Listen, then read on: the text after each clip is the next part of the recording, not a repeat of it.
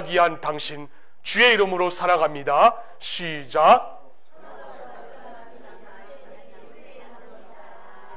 우리 앞뒤로도 우리 한 번씩 인사해 줍시다.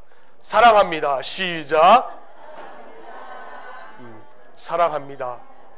사랑합니다. 네, 여러분 그 싱어 잘 하시는데요, 싱어 하실 때에 안 그래도 목소리가 다 엘토예요. 엘토세요. 그리고 어떤 분은 베이스가 있어요. 그러니까 목소리를 안 그래도 뒤에서 안 들리는데 이렇게 배꼽에 대지 마시고요, 웬만하면은 마이크 앞에다가 이렇게 딱 대가지고 목소리 전달이 될 수 있도록. 그래서 앞으로는 싱어들이 꼭 토요일날 오셔서 청년들하고 함께 훈련받고 시작하셨으면 좋겠습니다. 우리 함께 드리는 예배니까 함께 은혜 받고 함께 승리합시다. 우리 좌우 옆에 바라보시면서 다시 한번 인사합시다. 함께 합시다. 시작. 함께 합시다. 네, 함께 합시다. 이번 주에 있었던 일을 제가 좀 말씀드릴게요. 여러분, 저는 거룩이라는 게 어떤 우리 노회에서 어떤 목사님께서 우리 교단 또 노회가 거룩한 노회다, 또 거룩한 교단이다, 그런 말씀하셨는데요, 저는 사실 그 거룩이라는 단어가 8대2 가름말로 하고 또 늘 이렇게 정장 차림으로 교회에 오는 것이 저는 거룩이라고 생각을 안 합니다. 사실 저에게 있어서 거룩이라는 것은 하나님 앞에서 정직하고 사람 앞에서 정직한 것이 바로 저는 거룩이라고 생각을 가져요. 그래서 저는 저의 삶을 주보나 칼럼이나 또 설교를 통하여서 오픈합니다. 제가 이번 주 월요일 날 경험을 한 것부터 좀 여러분에게 말씀을 좀 드릴게요. 12월 4일이죠. 4일 날 이제 설교를 준비하기에 앞서서 목양실에 이렇게 앉아 있었습니다.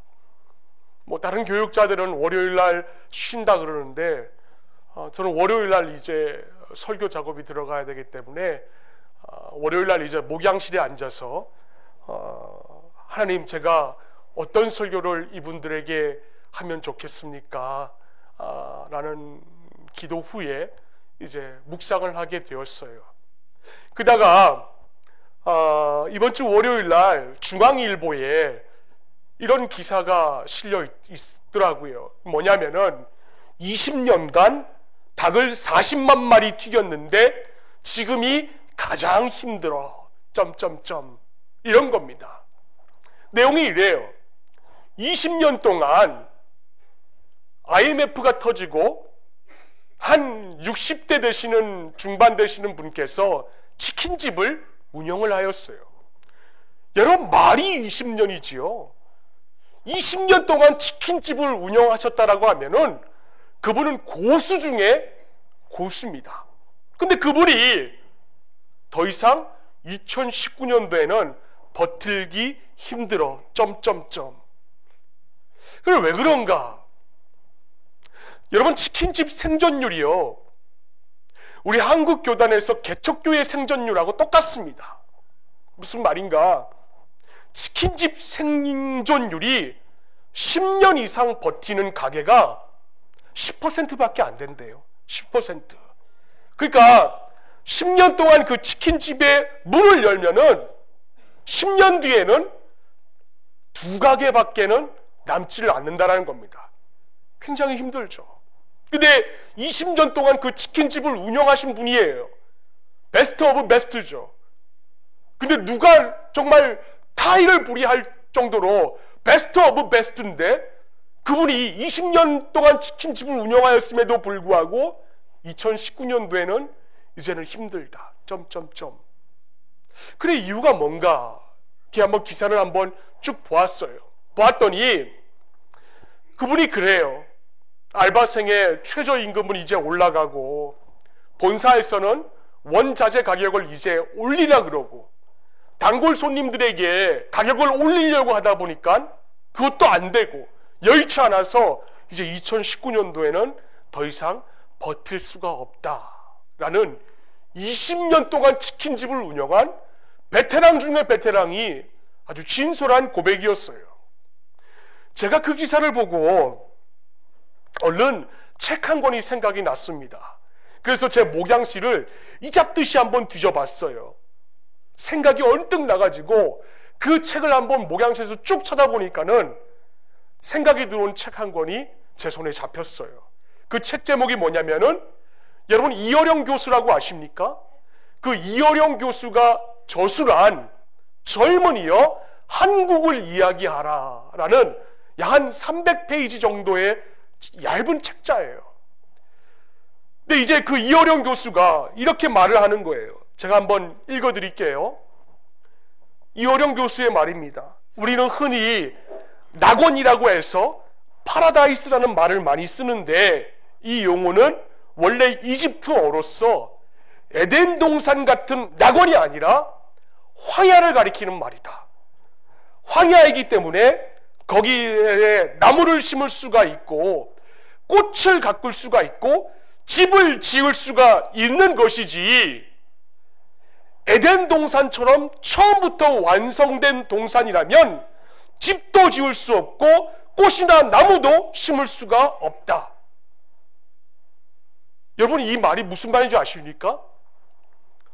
이어령 교수가 바라볼 때에 파라다이스는 기존에 나무가 많고 폭포가 흐르고 시냇가가 있고 정말 배산임수 그런 게 아니라 황야, 사막이 파라다이스라는 거예요. 그래 왜 그런가 봤더니 황야 같은 사막에 꽃도 심을 수 있고 나무도 심을 수 있고 그 상상력을 총동원하여서 앞으로 10년 후의 비전을 바라보았더니 그 황야가 아니라 파라다이스라는 거예요. 그러면서 그 챕터 맨 마지막에 그분이 이렇게 적어놨어요. 들어보세요. 거칠고 황량하기 때문에 오히려 꽃과 나무들이 피어날 수가 있다. 여러분 이해 가십니까? 거칠고 황량하기 때문에 오히려 꽃과 나무가 피어날 수 있다. 여러분 지금요 이 사회 2019년도 우리 한국 사회에서는 새로운 정부가 들어섰습니다. 그래서 새로운 정부가 들어섬으로 인하여서 득도 많고 지금 실도 많이 있어요. 한쪽에서는 어떻습니까? 한쪽에서는 희망이 있다라고 얘기를 하는데 또 다른 한쪽에서는 절망밖에 없다라고 얘기하시는 분들이 많이 계세요. 여러분 그 20년 이상 정말 살아남기 힘든 치킨 업종에서 살아남은 사장님도 이제 2019년도에는 더 이상 버티기 힘들다. 그렇게 고백을 하고 있습니다. 그런데요 또 다른 한쪽에서는 희망을 노래하고 있어요. 낙원에는요 꽃을 심을 수 있는 장소가 없고 사막같이 황량한 들판이라야 꽃을 심을 수 있고 후에 그 황야가 비옥한 토지로 들판이 되어서 낙원이 된다라고 그렇게 노래를 하고 있습니다. 여러분 보세요. 한쪽에서는 같은 시대의 저술한 이어령 교수가 바라보고 있는 관점입니다. 근데 또 다른 한쪽에서는 베스트 오브 베스트 20년 동안 치킨 업종에 종사한 사장님께서 그 60대 초반의 사장님께서 이제는 가망이 없다. 왜 이럴까요? 같은 시대의 말이에요. 같은 상황을 바라보고 같은 시대의 말이고 같은 시대의 저술한 책입니다. 근데 왜 이렇게 다를까요?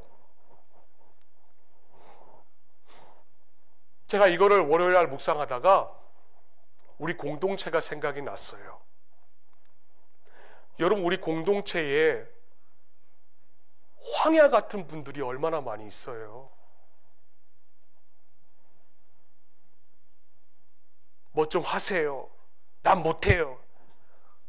나오세요. 나와서 찬송을 좀 하세요. 목이 아파요. 다 결핍성이 많아요. 누구 하나 완벽한 사람이 어디 있어요 우리 공동체에. 어떤 분은 4차원적으로 말씀하십니다. 또 어떤 분은 너무 1차원적이세요. 반면에 어떤 분은요 대화를 하다 보면은 장사꾼처럼 말씀을 굉장히 잘하세요.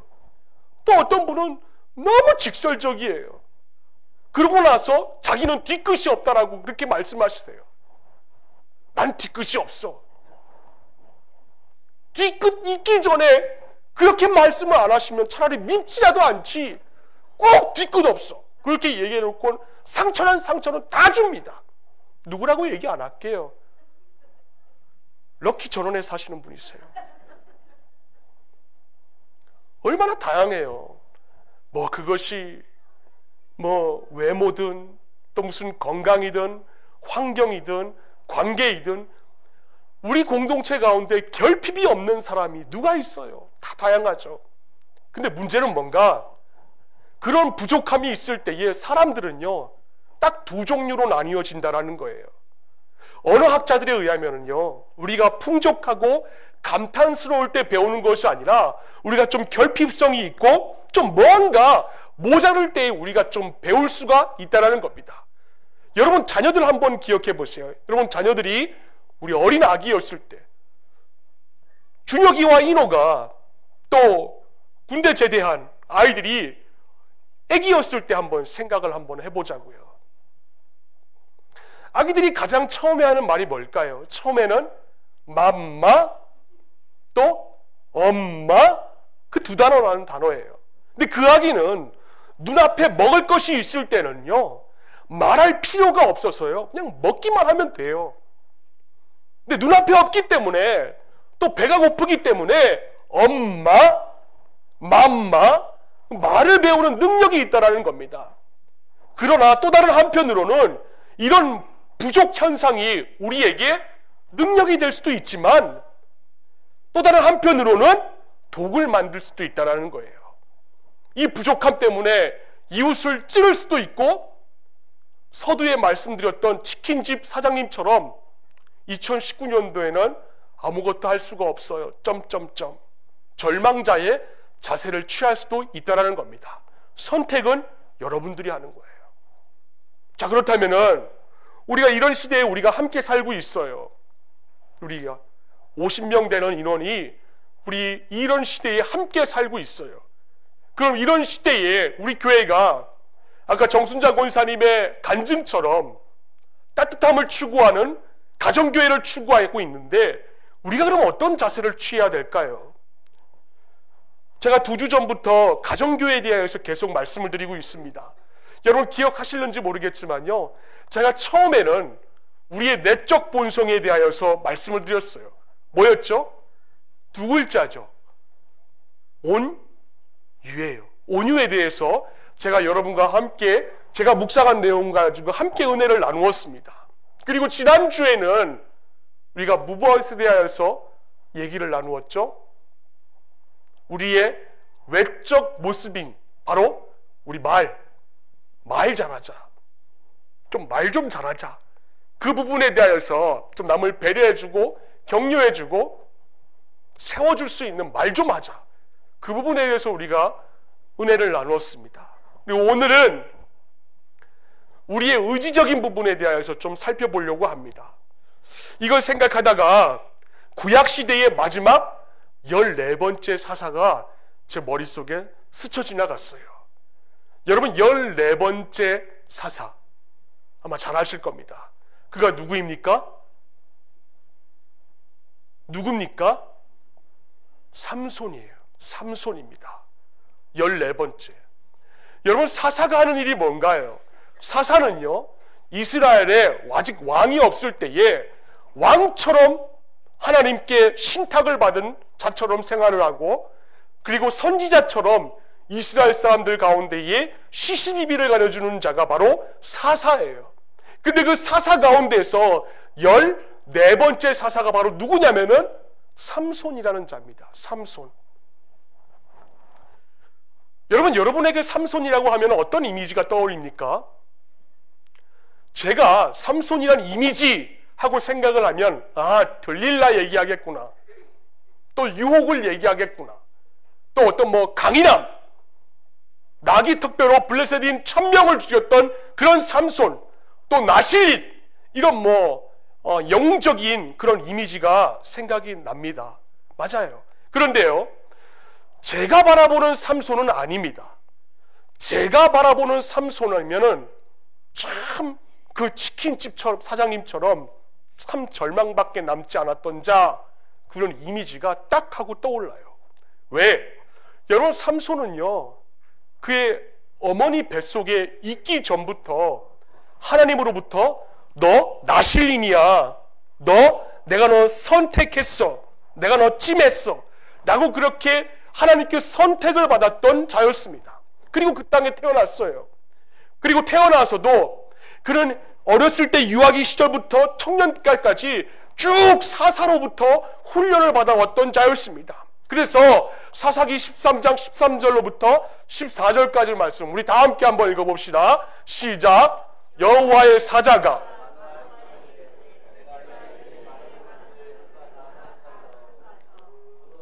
소산을 먹지 말며 포도주와 독주를 마시지 말며 어떤 부정한 것도 먹지 말고 내가 그에게 명령한 것은 다 지킬 것이니라 하니라. 아멘입니다. 여러분, 주님의 천사가 마노아에게 일러준 거예요. 그러니까 뭐냐면은 삼손은 하나님의 기획 창작품이에요. 태중에 있을 때부터 하나님의 기획물로 만들어진 삼손이라는 거예요. 심지어 그의 체격이 어땠습니까? 유달리 체격이 좋았고 개성이 굉장히 강했어요. 모든 일에 대해서 막 압도적이었고 언제나 그는 강한 의지와 두려움 없이 일을 처리했던 삼손이었어요. 그래서 사사기 13장 24절 하반절부터 25절까지 말씀 우리 한번 읽어볼까요? 세번역 성경으로 이렇게 나와 있습니다. 시작. 그 아이는 주님께서 뭘 받았다고요? 내리시는 복을 받으면서 잘 자랐어요. 25절. 그가 소라와 에스더엘 사이에 있는 마네단에 있을 때에 뭐가요? 주님의 영이 처음으로 그에게 내렸다. 여러분, 잠깐 말씀 한번 보여주세요. 삼손이 어떻게 자랐는가? 24절 말씀에 주님께서 내리시는 복을 받았다 끝이 아니고 받으면서 잘 자랐다라는 겁니다. 잘 자란 삼손이 또 어땠는가? 25절 하단절의 말씀을 보시면 주님의 영이 처음으로 그에게 내렸다라는 겁니다. 그러니까 그가 일평생 살아가는 동안 하나님과 함께 동행을 했다라는 거예요. 두 가지죠. 복을 받으면서 잘 자랐다. 주님의 영과 함께 동행했다. 자, 그렇기 때문에 삼손은요, 사자를 염소 새끼 찢어 죽이는 것처럼 찢어 죽일 수가 있었어요. 또 어떻습니까? 25cm밖에 안 되는 나귀 턱뼈로 블레셋 군인 1000명을 다 때려잡을 수가 있었습니다. 자, 그런 영웅이에요. 그런 히어로입니다. 그런 영웅이 오늘 본문에서는 여러분은 어떤 표정으로 지금 어떤 상황 가운데 지금 놓여져 있나요? 본문의 21절 세번역 성경으로 한번 봅니다. 우리 한번 읽어볼까요? 시작.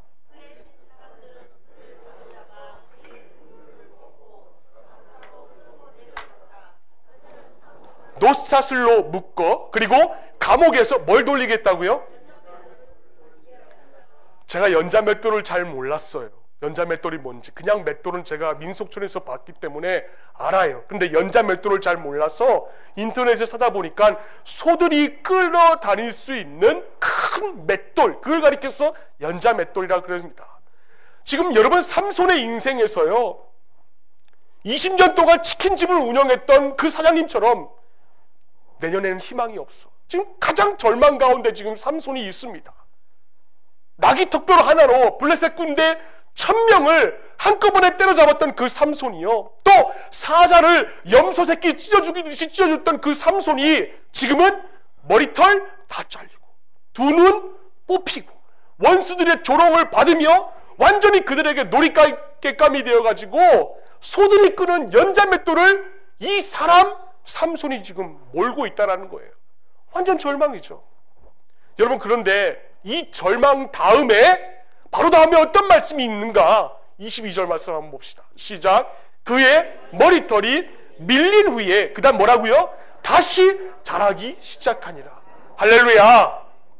다시 자라기 시작하다. 여러분 21절에 삼손이 두 눈이 뽑히고 원수들의 조롱을 받으면서 연자맷돌을 돌리고 있는 그거는요 팩트예요. 상황입니다. 지금 이거는요 아무도 부인할 수 없는 사실이에요.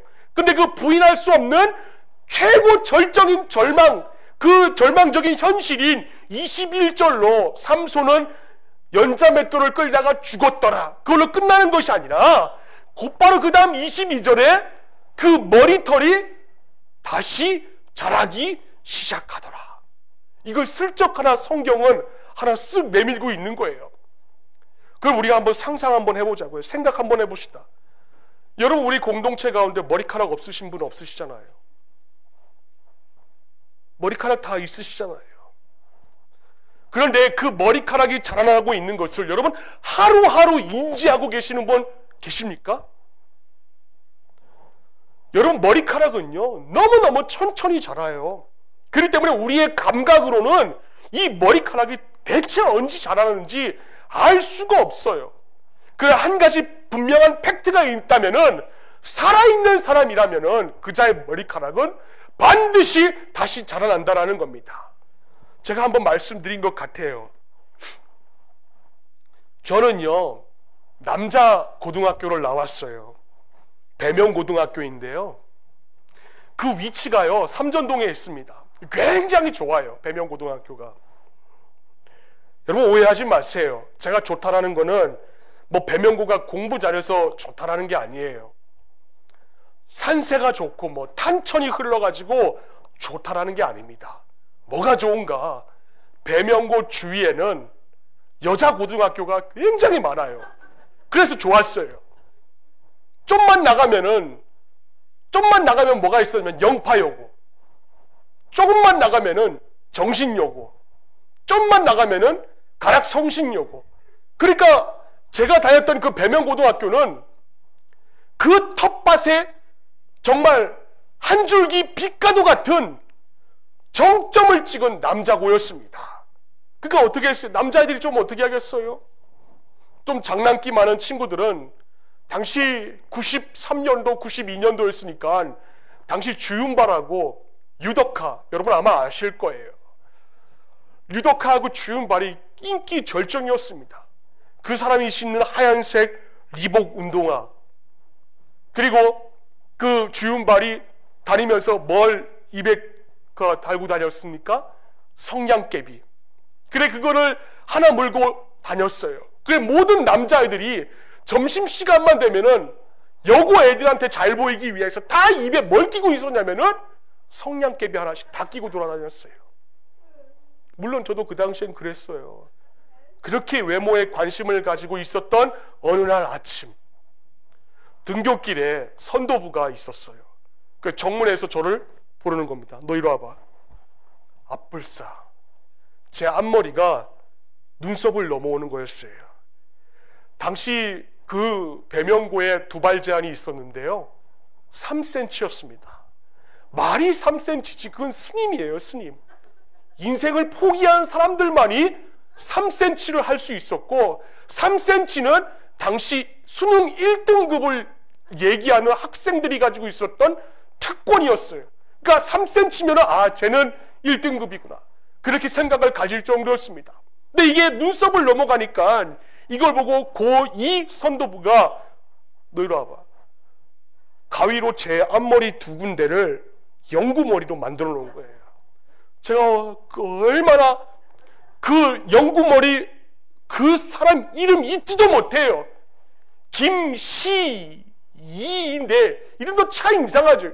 김신이에요. 근데 그 김신이 선도부장이 제 앞머리를 멀리도 잘라놓지도 않고 바짝 이 두피에 대가지고 머리 두 군데를 빵꾸를 낸 겁니다. 제가 얼마나 낙심을 했는지 절망을 했는지, 이제 여고 앞에 어떻게 지나가나, 얼굴도 안 되는데 머리까지 이래가지고 되겠나, 그래 이런 생각을 하면서 얼마나 낙심하고 절망했는지 몰라요. 근데 제가 그때 교회를 다니고 있었는데 그때 은혜 받은 말씀이 바로 이거예요. 그의 머리털이 밀린 후에 다시 자라기 시작하더라. 그래, 한 달만 참자. 한 달만 참으면은 내 머리가 나올 거다. 그래 살았어요. 여러분, 눈에 보이는 팩트, 지금은 머리카락 잘렸어요. 삼손이 그래요. 비참하게 눈 뽑히고 소들이 돌리는 그 연자맷돌을 돌리는 그 팩트밖에 볼 수 없는 인간이기 때문에 하나님은 우리에게 22절의 말씀을 약속해주고 있다는 겁니다. 다시 그에게 머리카락이 자라나기 시작하더라. 때문에 우리 공동체도 마찬가지예요. 우리 지체들 가운데 지금 삼손처럼 머리 잘리고 두 눈 뽑히고 완전히 힘 잃어버린 그 상황에 놓여있는 분이 우리 지체들 가운데 계실 겁니다. 이러면 안 되는데 하면서도 완전히 영적으로 완전히 다운되어 가지고 힘이 없어 가지고 소망이 없어 보이는 분이 계셔요. 그러나 우리가 이 사실 한 가지만 기억하고 돌아가자고요. 다시 그의 머리털이 자라기 시작하더라. 소망이 없이 남들에게 조롱당하고 머리카락 다 잘리고 짐승처럼 소들이 끄는 연자맷돌을 돌리고 있는 상황이라도 여러분 힘을 내시기를 바랍니다. 왜냐하면 언젠가는 그 머리카락이 다시 자라기 때문에 그렇습니다. 이런 면에서 보면은 우리가 넘어지는 건 잠시예요. 하지만 그것이 저나 여러분은 또 우리 연합공동체나 여러분의 목장 절대로 절망으로 끌고 가지는 못합니다. 우리 교회는 하나님이 지켜주시는 교회이고 여러분의 목장도 하나님이 함께 해주시는 목장이기 때문에 다시 머리카락이 자라날 수가 반드시 있다는 것입니다. 그 하나님께서 우리 공동체나 또 여러분의 목장에게 새로운 은혜를 부어주셨으면 참 좋겠습니다. 이런 점에서 저는 실패하고 부족한 현실이 팩트라 할지라도 하나님께서 살려주신 그 회복력이 살아나는 여러분의 가정교회가 될 수 있기를 바랍니다. 자, 그럼 우리가 어떻게 해야 될까요? 어떻게 해야 우리의 머리카락이 다시 자라날 수가 있을까요? 전 두 가지 제안을 여러분에게 드립니다. 첫 번째 뭐냐? 우리의 가정교회에 어떻게 절망을 희망으로 볼 수가 있는가? 첫 번째는 하나님을 기억하세요. 하나님을 기억하라는 겁니다. 그리고 두 번째는 하나님께 마음을 돌려야 된다는 거예요. 마음을 돌려야 돼요. 자, 첫 번째, 그럼에도 불구하고 소망으로 이끄시는 하나님을 기억해야 됩니다. 여러분, 사실 21절은 삼손의 인생 가운데 있어서 파란만장한 삶 가운데 가장 비참한 상황이 바로 21절이에요. 우리 21절 다시 한번 보겠습니다. 시작.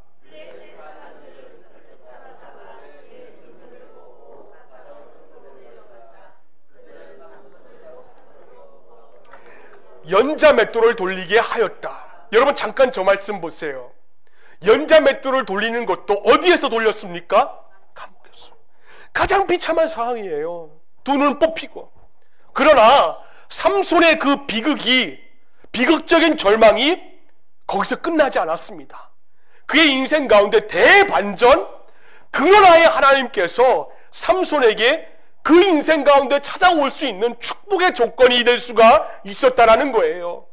그런 고통스러운 일을 통하여서 자신의 영혼이 피폐해진 그 심각한 상황을 그가 자각할 수 있었기 때문에 그렇습니다. 아, 내가 들릴라에게 유혹을 당했구나. 그래서 내 하나님의 근원, 힘의 근원인 머리털을 내가 밀었구나. 그걸 돌아보게 되었다는 거예요. 그러나 같은 맥락에서 고통은 변장하고 찾아온 축복일 수가 있다는 이 명제가 성립되기 위해서는 그 고통을 통하여서 비참해진 자신의 내면을 들여다보는 계기가 된다면은 그의 삶 가운데 하나님이 새 힘이 되어주신다는 겁니다. 그래서 사무엘상 4장에서는 오늘 삼손이 처한 그 팩트보다도 더한 상황이 펼쳐지고 있어요. 당시 타락했던 이스라엘이 블레셋과의 전투에서 하나님의 함께하심, 그것을 상징하던 언약궤를 빼앗겨버리고 말았습니다.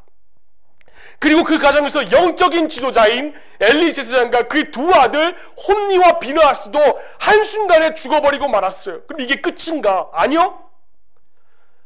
여러분, 비느하스의 아내를 한번 보자고요. 그 아내가 뭘 하고 있습니까? 애를 낳고 있어요.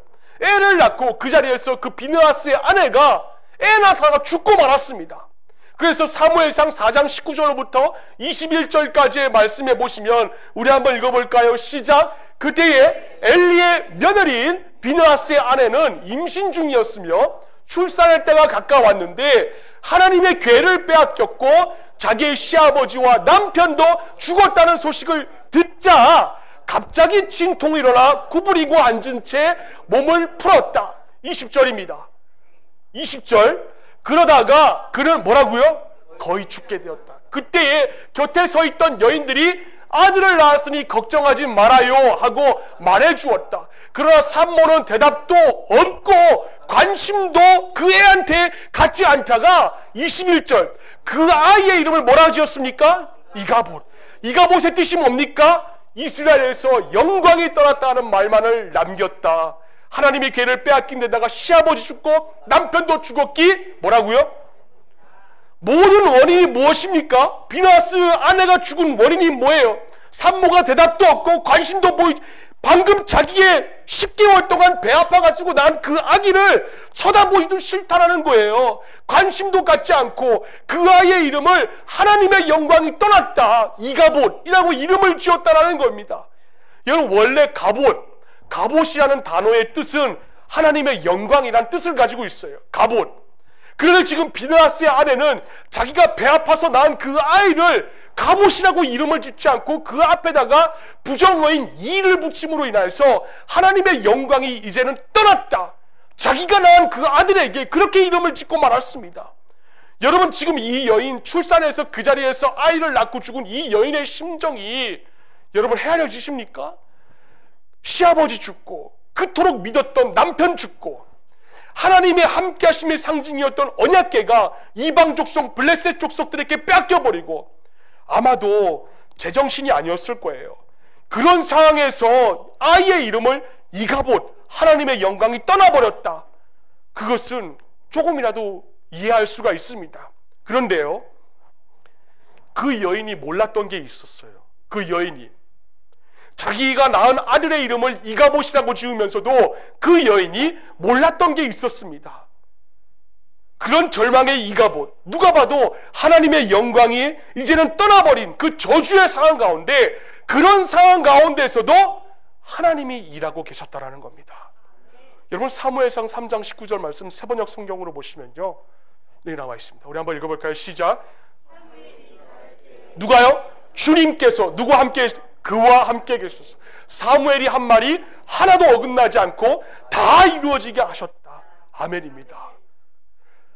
사무엘이 자랄 때에 주님께서 그와 함께 하셨고, 그 이가봇 어머니 비느하스의 아내, 그가 태어날 시기와 사무엘이 있던 시기가 동시대입니다. 근데 한쪽은 하나님의 영광이 떠나버렸다, 이제는 내 삶이 저주밖에 남지 않았다라고 하는데, 또 다른 한쪽은 주님께서 그와 함께 하셔서 같은 시대입니다. 여러분 팩트만 보다가는요, 절망밖에는 남지 않은 것 같아 보여요. 남편 죽었죠. 시아버지 죽었죠. 언약궤 빼앗겨버렸죠. 이제는 그녀의 삶 가운데 절망밖에 남지 않았습니다. 그런데 그런 절망적인 상황 가운데서도 불구하고 새로운 시각을 열어보았더니 하나님께서 사무엘을 통하여서 준비하고 계셨다라는 겁니다. 엘리의 며느리는 이 팩트를 보지 못했어요. 여러분 그럼 좋다 이거예요. 그건 엘리의 며느리고, 그럼 우리는 어떠냐는 겁니다. 우리는, 여러분 오늘 우리도 사실은 이가봇 시대에 살고 있어요. 한국에 있는 많은 교회들 한번 보세요. 수만 명, 수천 명 모이는 교회들 한번 보세요. 목회자들에 대한 그 날선 평가를 한번 여러분 귀를 열고 눈을 뜨고 한번 보시고 들어보세요. 목회자에게 뭐라고 얘기하는지. 서울에 있는, 천호동에 있는 어떤 교회는 4만 5천 명이나 모이는 그 교회는 목회자 셌습니다라고 해서 날선 평가를 하고 있고, 또 언제는 또 그루밍 성폭력이라고 해서 아버지 목사가 아들 목사를 피신시켜주기 위해서 필리핀으로 도망가 버리게 하고, 그리고 어제는 서울에 우리 교단의 아주 큰 교회의 목사가 이제는 재판에 서가지고 위임 목사로서 설정되지 못한다라고 그렇게 재판이 나고, 이 시대의 교회가 머리카락 잘린 그 삼손처럼 너무 무기력해져 있어요. 그럼 교회는 그렇고 여러분 가정은 어떻습니까? 교회는 좋다 이거예요. 그럼 여러분의 가정은 어떻습니까? 언제부터인가 우리 가정에 말씀이 사라졌어요. 그래서 뭐가 있습니까?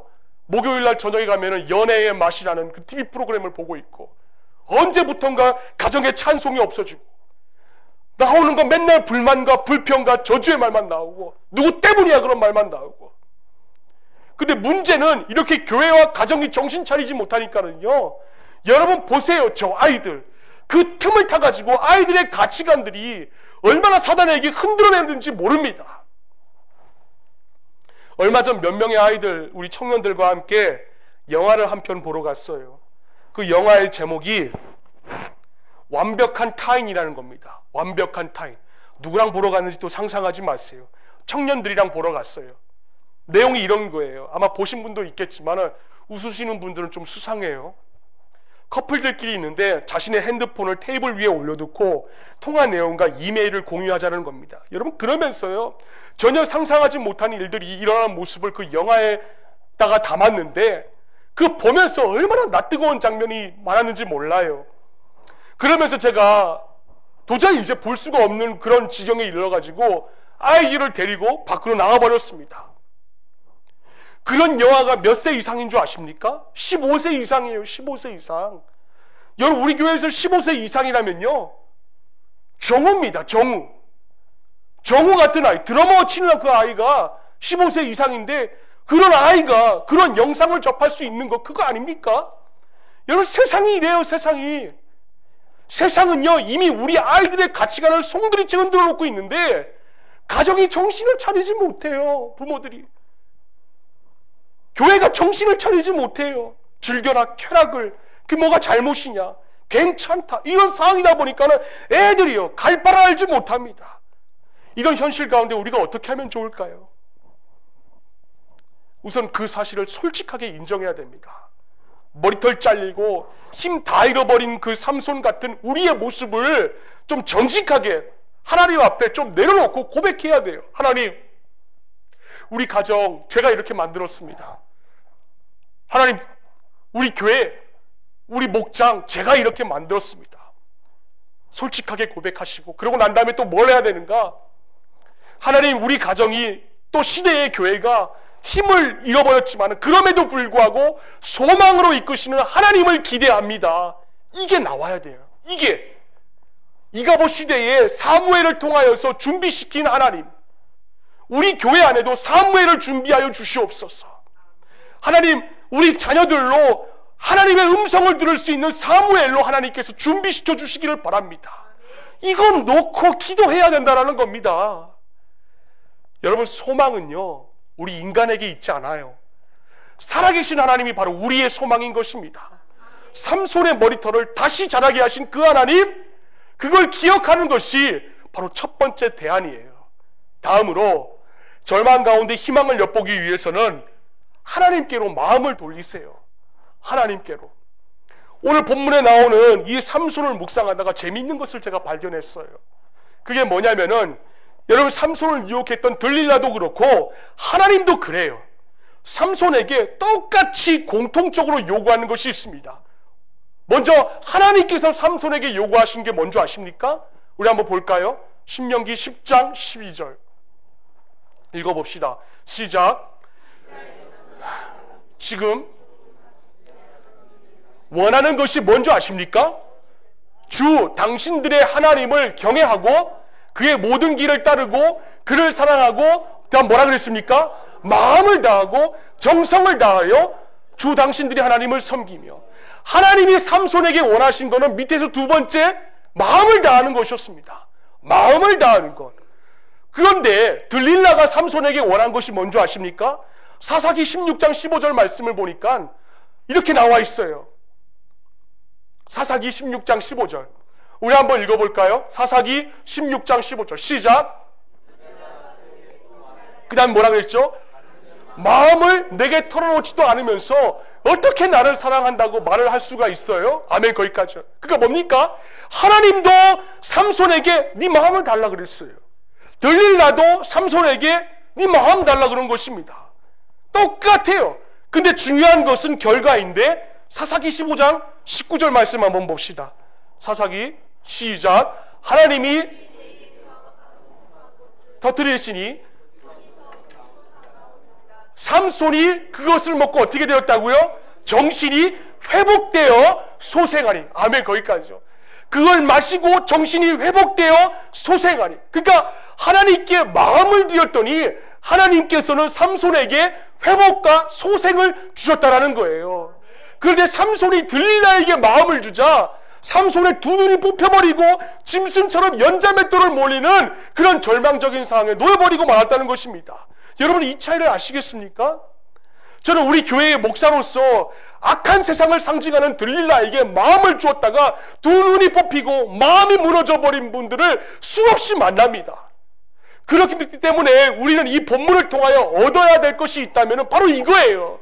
아름다운 들릴라에게 마음을 빼앗겨서 두 눈이 뽑혀버린 삼손처럼 우리도 세상의 마음을 빼앗겨버린다면 우리도 삼손처럼 두 눈이 뽑히고 초라한 신세, 절망한 신세로 접해질 수가 있다는 겁니다. 그럼 어떻게 해야 되는가? 저와 여러분의 마음을 하나님께로 돌려야 되는 것입니다. 여러분, 그래서 에스겔서 14장 6절 말씀해 보시면 하나님이 이렇게 말씀하고 계세요. 우리 한번 읽어볼까요? 시작. 그런즉 너는 이스라엘 족속에게 이르기를 뭐라고요? 주 여호와의 말씀에 너희는 마음을 돌이켜서 우상을 떠나고 얼굴을 돌려서 모든 가증한 것을 떠나라. 마음을 돌리세요. 여러분, 지금 마음을 돌이켜서 우상을 떠나고 얼굴을 돌려서 모든 가증한 것을 떠나라. 여러분의 가치관, 여러분의 마음의 중심이 지금 어디를 향하여 있습니까? 재물인가요? 아니면 좀 더 높은 내 직급인가요? 내 직장인가요? 그 마음을 돌이켜야 돼요. 저나 여러분이 이 말씀을 기억해야 됩니다. 우리가 세상에 마음을 주자 타락한 세상은 우리의 마음을 제멋대로 가지고 놀다가 깨트려버리고 말아요. 삼손이 그랬잖아요. 삼손이 그랬어요. 들릴라에게 마음을 주었더니 그의 마음이 깨져버린 것처럼 우리의 마음을 산산조각 내버립니다. 오늘날 우리에게 이렇게 마음이 깨져버린 분들이 우리 공동체 안에 얼마나 많이 있어요. 여러분, 목장에 얼마나 많이 있습니까? 마음이 상심해가지고. 그러나 유일한 대안이 있습니다. 우리 한번 읽어볼까요? 시작. 찢겨진 심령이니라. 아멘. 거기까지요. 하나님께서 원하시는 게 뭡니까? 내 마음, 찢겨진 심령, 그걸 하나님이 원하시고 계세요. 범죄한 다윗이 찢겨진 마음을 가지고 하나님 앞에 나아가는데 하나님께서 그 상한 심령을 외면하지 않으시고 그걸 받으셨다는 겁니다. 때문에 오늘 우리가 살아날 수 있는 유일한 대안은 여러분 상한 심령 가지고 사람에게 찾아가는 것이 아니라 하나님에게 찾아가야 살 수가 있다는 거예요. 하나님 들릴라에게 마음을 줬다가 완전히 깨져버렸습니다. 그럴 때에 하나님은 그 마음을 붙잡아 주시고 회복시켜 주시고 소생시켜 주신다는 것이에요. 제가 이걸 여러분에게 어떻게 증명할 수가 있겠습니까? 시편 51편 10절 말씀 우리 한번 읽어봅시다. 시작. 하나님이여 내 속에 정한 마음을 창조하시고 내 안에 정직한 영을 새롭게 하옵소서. 아멘. 다윗처럼 깨진 마음을 가지고 하나님 앞에 나아갔더니 그의 마음이 회복이 될 수가 있었던 것입니다. 자, 정리를 합니다. 오늘 우리는 이제 다음 주에도 삼손을 제가 한 번 더 또 다른 시각으로 바라보겠지만은 오늘 우리는 삼손을 통하여서 절망 가운데 희망을 찾을 수 있는 방법에 대해서 묵상을 하였어요. 그러기에 우리는 하나님을 기억해야 됩니다. 그리고 다음으로 하나님께로 마음을 돌려야 됩니다. 이 두 가지의 방법으로 오늘 여러분 가운데 마음이 깨져버린 분이 계신다면은 회복이 될 수 있기를 주님의 이름으로 축원을 드립니다. 기도하겠습니다.